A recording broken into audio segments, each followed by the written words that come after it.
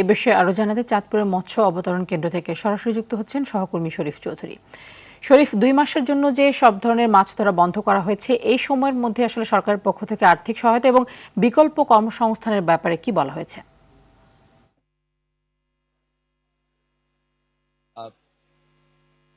তানিয়া, আপনি যেমনটি বলছিলেন, আসলে মার্চ এপ্রিল এই 2 মাস, অর্থাৎ আগামীকাল মার্চ মাসের 1 তারিখ, এই মার্চ এপ্রিল 2 মাস চাঁদপুর সহ 6টি মৎস্য অবতরণ কেন্দ্রে মাছ, নদীতে মাছ জাল ফেলা নিষেধ, অর্থাৎ মাছ ধরা, সব ধরনের মাছ ধরা নিষেধ।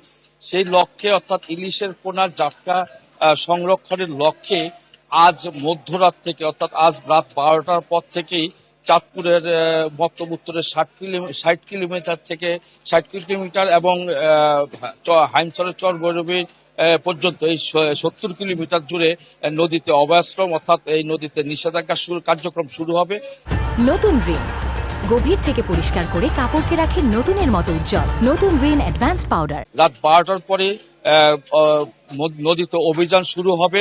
ইতিমধ্যে আমি যেখানে দাঁড়িয়ে আছি সে জায়গাটি হলো চাঁদপুরের সর্ববৃহৎ মৎস্য অবতরণ কেন্দ্র, যেখানে এতদিন বেশ জমজমাট ছিল। আজকে অভিযান শুরু হবে বলেই তারা কিন্তু মাছ ব্যবসায়ীরা অনেকেই গুটিয়ে ফেলেছে তাদের ব্যবসা, অর্থাৎ এটা রাত 12টা পর্যন্ত চলবে, তারপরে এই অবতরণ কেন্দ্রটি সম্পূর্ণ বন্ধ হয়ে যাবে।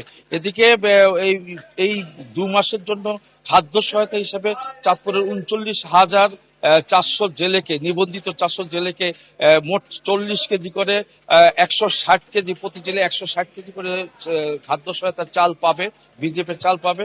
ইতিমধ্যে তাদেরকে প্রথম কিস্তি 2 মাসের কিস্তি, অর্থাৎ 80 কেজি করে চাল দেওয়া শুরু করে দিয়েছে মৎস্য বিভাগ, বিভিন্ন জেলেদেরকে শুরু করে দিয়েছে।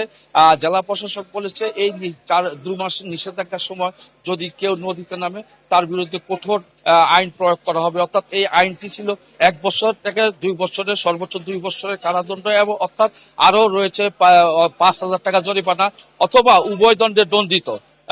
তো এই ছিল আমাদের চাঁদপুর থেকে সর্বশেষ। তানি, ধন্যবাদ আপনাকে।